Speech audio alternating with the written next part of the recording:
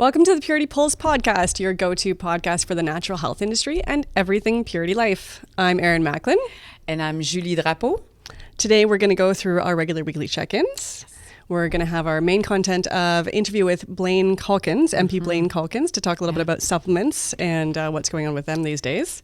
And then we'll do our regular New to Purity Life segment. Exactly.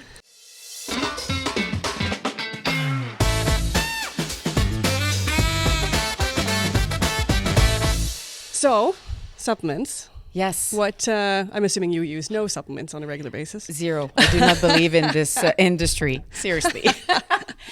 Tons. And I was at the Prairie Natural Gala and a while ago, and we got to meet with Blaine Calkins. Yes. He's the MP for Red Deer and Lacombe. Yeah. And it's like he just put back the spotlight.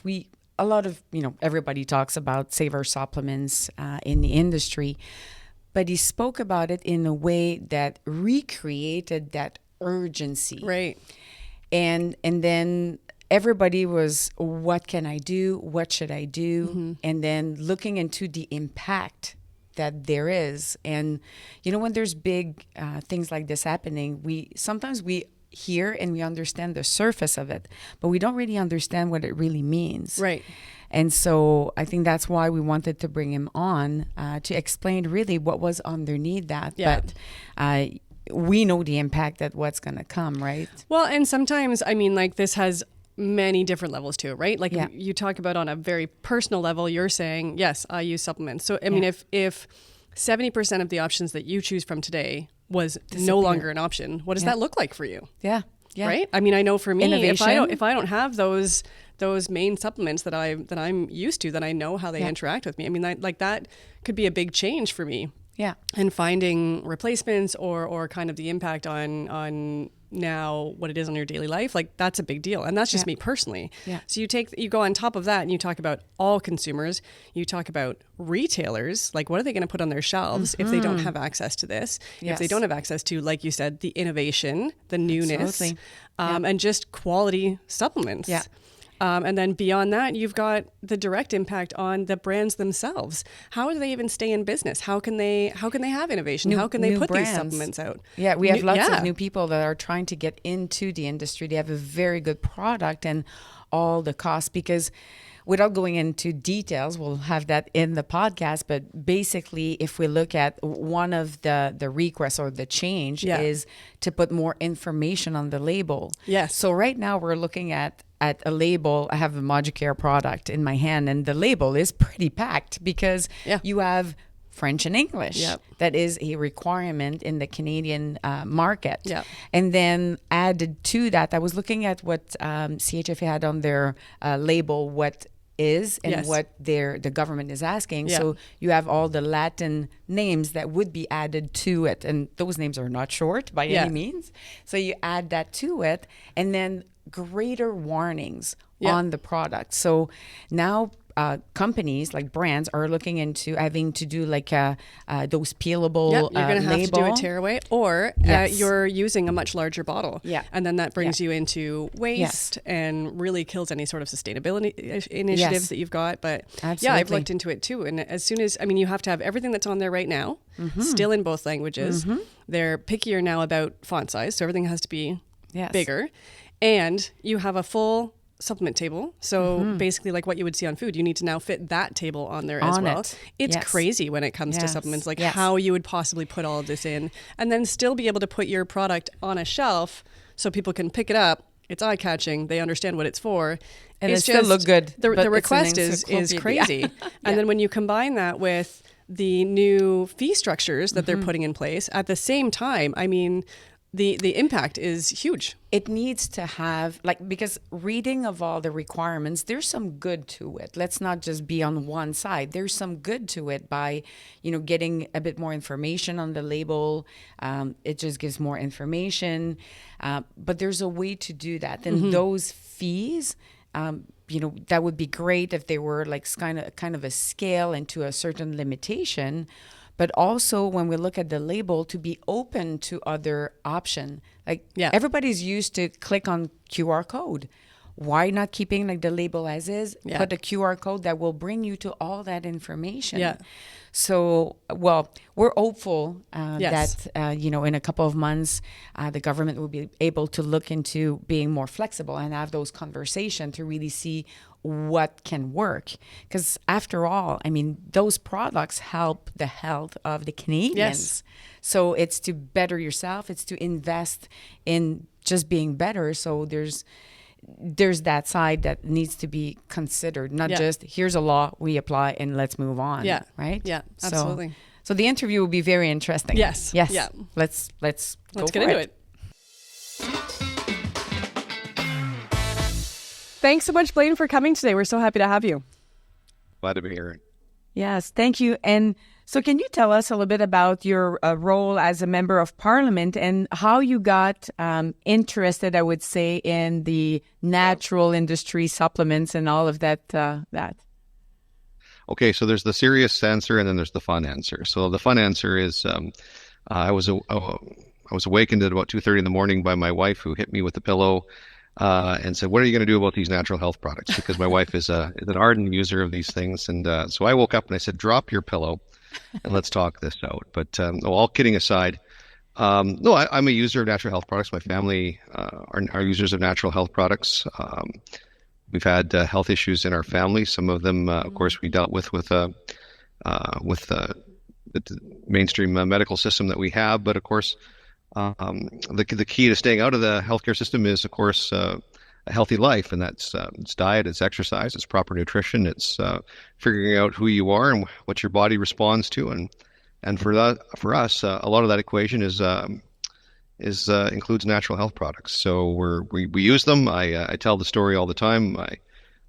I have had problems with something simple as cold sores, where I'll use L-lysine. I've had issues where I've had twitches and ticks in my eye, and of course it was magnesium deficiency, and I could go on with a number of the small ailments that I've had, but just general health and nutrition as well, vitamin D deficiency, and just overall feelings of lethargy and so on.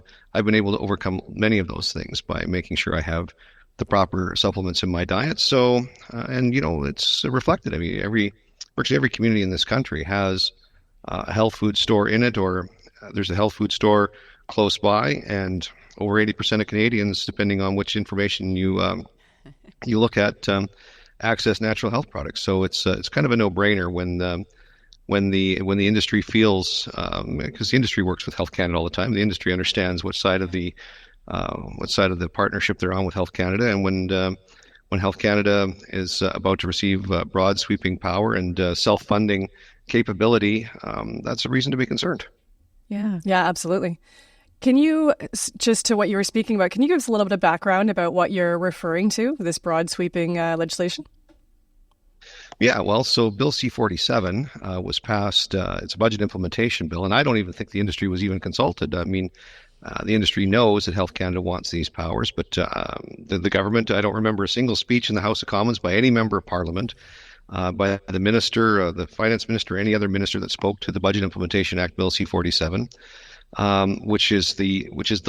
So when a budget is tabled by the finance minister, such as we just had a budget here recently, right. The House of Commons will debate the budget policy for about 5 days, and then it'll pass the overall policy, or it won't pass it, and then we'll go to an election depending on what happens. But that's the budget policy discussion on the budget that's tabled before the House, and then the government goes through a series of pieces of legislation called Budget Implementation Acts, where it actually takes the policy and changes the law and the subsequent regulations under the law to implement the changes that they've implemented by passing the budget policy. So Budget Implementation Act, Bill C-47, actually made several changes, including the definition of natural healthcare products to make them basically the same as therapeutics, which, of course, Health Canada, in the therapeutic side of things, is a self-funding agency where it collects millions and millions of dollars of fees from large pharmaceutical companies and so on. And they want to pass that same model on to a much smaller, much more nimble and much more niche industry, which is the natural health product industry.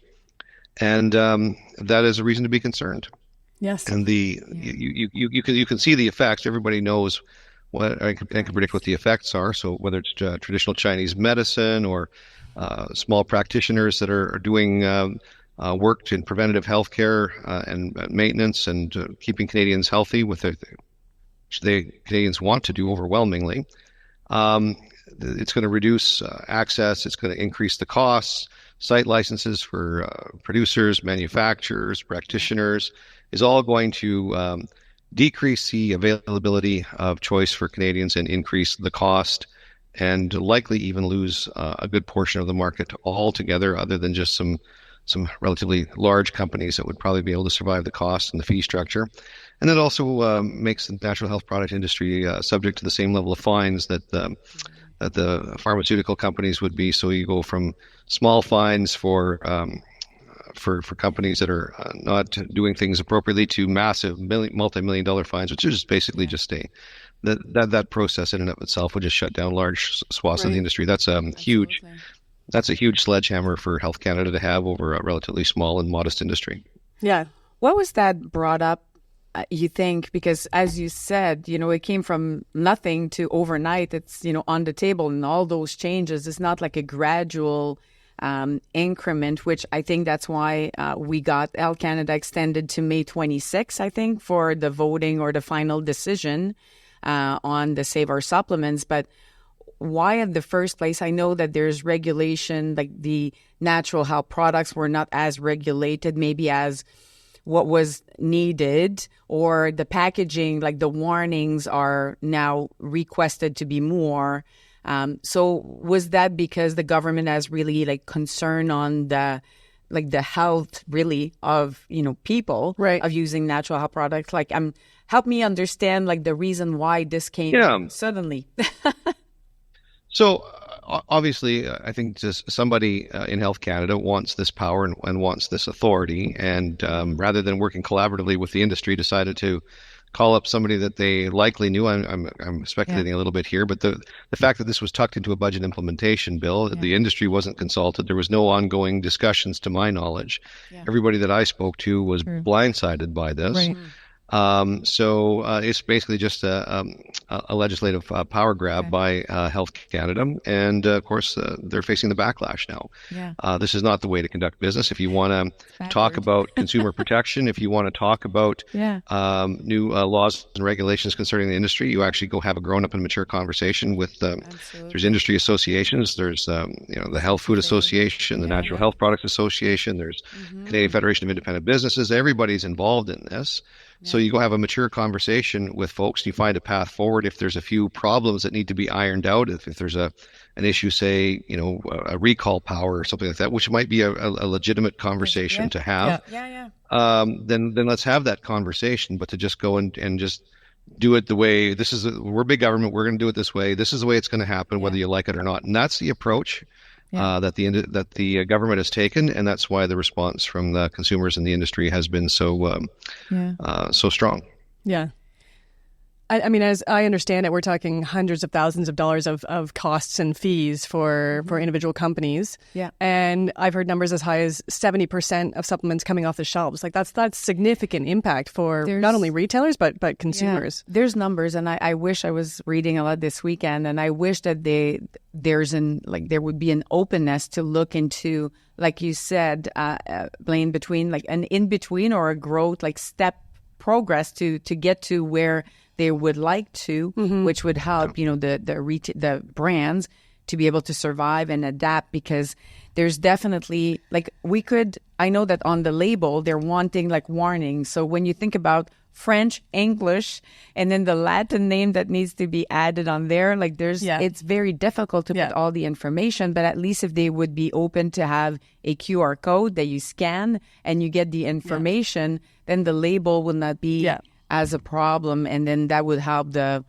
brand. So do you think that there will be an openness to look at sort of in between, or it's what's your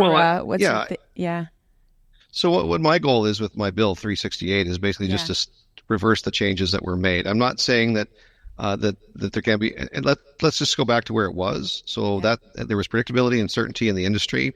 The industry has been working fine since the last major legislative and regulatory change, I think, which goes back to about 2008.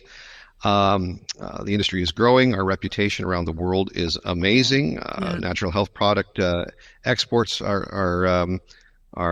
have many exports. We have right here so I'm in the Lower Mainland in British Columbia right now. There's great companies that are growing, and there's producers. It's not only a good economic driver, it employs people, but again, it gives us those choices as consumers, and our reputation is fine. So if we're going to start meddling with the regulations and we're going to start meddling with the legislation, then we better have a fulsome conversation with the industry. So if there is a consumer protection component to it that does make sense, that doesn't cause unnecessary burden and make products inaccessible or drive industry away, then we can have those conversations. But right now, it was just seen, and I believe it was intended as just a power grab when nobody was looking, right? Yes. Tucked into the bill. Like I said, not a single politician brought it up. This was not a major point of debate or conversation. It's 4 little wee clauses in budget C40 Budget Implementation Act C47 that have massive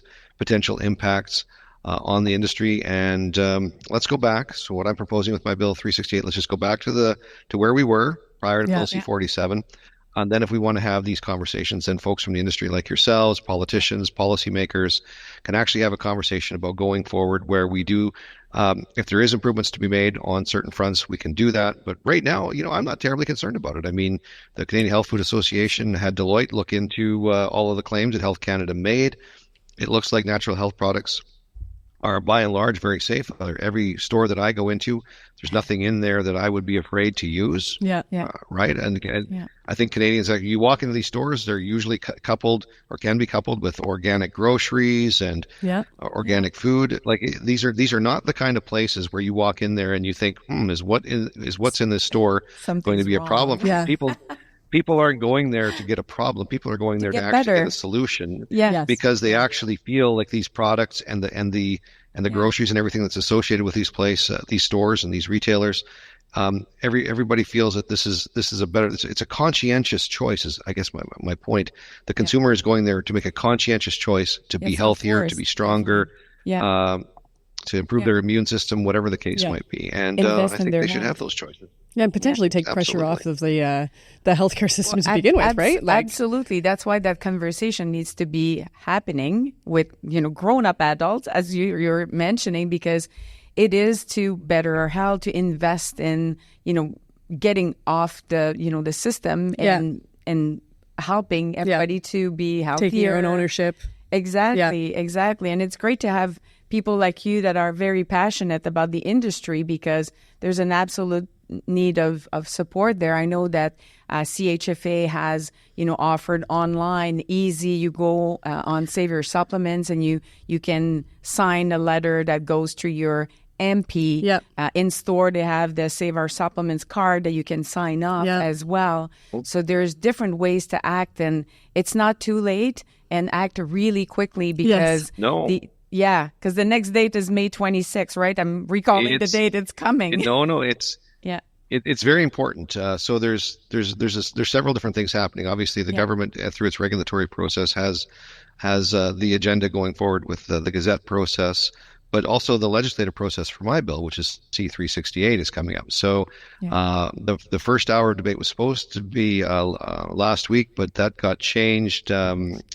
The government brought in a different bill, which bumped the proceeding we were in voting for 2 days. So now the first hour debate on C368 is here at the end of April. So it's basically, today's Monday, so it's a week from today. So at 6:30 in Ottawa on Monday, a week from today, which I believe is April 29th, is the first hour debate, and we'll have a good discussion, and we'll know then, because a member of Parliament from every party will have been able to give a speech and give an indication of what their stance is and what the party stance is. So we'll have a better understanding of where that's going to go. And then the second hour of debate will likely come up probably in late May, early June, and we will likely have a vote on Bill C-368 prior to the House adjourning for the summer. So that's presuming that nothing goes off the rails with the budget votes and things like that. But we're going to have that first major hurdle, and that will be Parliament's opportunity to pronounce on this particular issue in isolation. It's not part of a big bill with a bunch of other things thrown in it now. The only question now is, do we want to give Health Canada the power that it tried to take in through Bill C-47, or do we want to say stop? Canadians are concerned. The industry's concerned. Yeah. Let's just take a breather. Let's go back to the way things were, and let's re-engage and have a more thoughtful conversation and engage the industry and engage Canadian consumers before we make any changes that could have unintended consequences that go well beyond the scope of what the intended consequences were. Yeah. So it sounds like marching orders are everybody needs to speak to their MP, reach out to their MP and speak loudly. Yes. And I know that, yes, to what you were saying, the SaveOurSupplements.ca campaign has some really easy ways to do that. Yeah, because I think speaking with people, even in the industry, and when we were all sitting at that table at Prairie Natural Gala, it just like hit me so hard when you were speaking, because we're part of the industry and we think that it's gonna happen, everything will be fine. But no, we need to take action, like really action. You really sparked that, I would say, and that's why we wanted you on the podcast, because people need to hear that we need everybody individually to say to the government, hey, listen, we want this. Yeah. We want these products. That's part of our life. That's part of investing in our health. Yeah. So we need you to stop and really look into this. So, thank you very much for taking care of that for us. Well, the power, that level. The power comes from the consumers, because there's far more consumers than anybody else, right? Like I said, there's over 80% of Canadians use natural health products. So the key is and that's where the political influence comes from. So the industry is doing a great job communicating out. So if you're a Canadian consumer of natural health products and you've been listening to what your retail outlet's been saying, or what the other folks in the health product industry are telling you, they're telling you to be concerned, and rightfully so. Yeah. I'm concerned as a parliamentarian, but it comes down to math, and the math is the math of the House of Commons right now. The Liberals and the NDP have enough votes collectively to do whatever they want, whatever they agree to do. So they're the ones that passed Bill C-47. Of course, the Green Party, I think, voted in favor of C-47 as well. Maybe not for this particular issue, but that was the math. So now the only way Bill C-368 undoes that change is if more than half the MPs that vote at second reading agree with the bill, and that means that somebody from either the NDP or the Liberals has to change their mind. I'm pretty sure the Bloc Québécois is going to vote for the bill. I know that my Conservative colleagues are going to vote for my bill.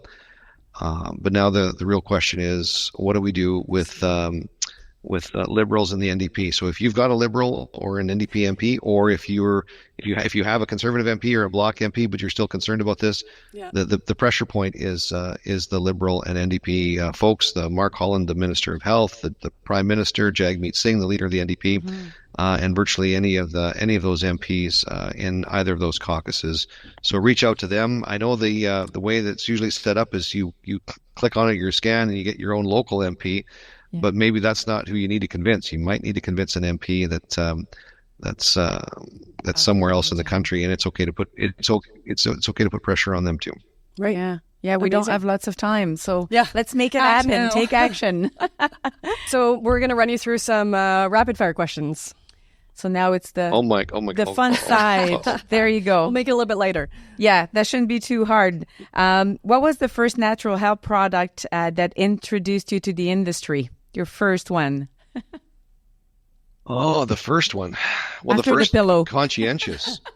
Yeah. The first conscientious one, I think it would have been lysine, because I used to have a chronic issue with cold sores. I used to get them seasonally, and of course I'm an outdoorsy kind of guy, so I would get dehydrated. I get outside in cold air and hunting, fishing, and skiing, the things that I like to do.